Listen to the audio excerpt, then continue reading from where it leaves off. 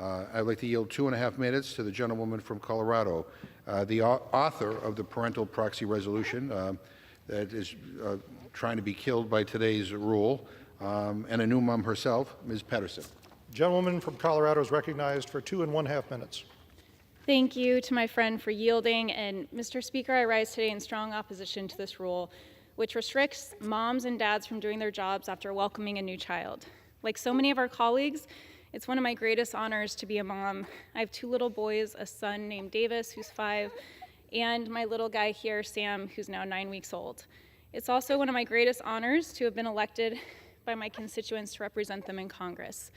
And I can tell you, after being a mom here and being only the 13th member to have ever given birth while serving in Congress, voting member, I can tell you we have a long ways to go to make this place accessible for young families like mine. When I was pregnant, I couldn't fly towards the end of my due date because it was unsafe for Sam, and you're unable to board a plane, and I was unable to actually have my vote represented here and my constituents represented. After giving birth, I was faced with an impossible decision.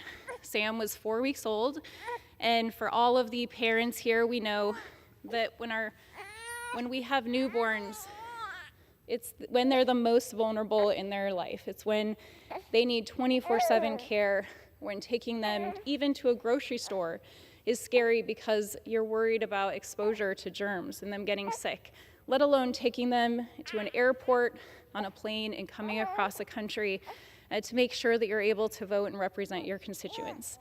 I was terrified that no matter what choice I made, that I would have deep regrets for the consequences.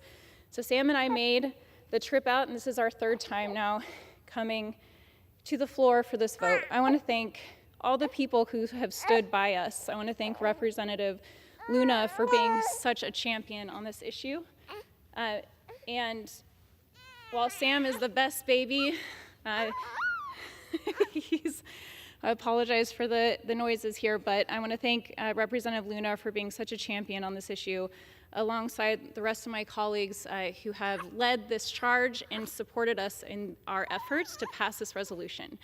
When I hear from members about their stories, whether they're a mom or a dad doing this job, having a newborn who's in the NICU and having to make the choice of whether or not to leave their child or come here to vote, it is unfathomable that in 2025 we have not modernized Congress to address these very unique challenges that members face, these life events where our voices should still be heard, our constituents should still be represented.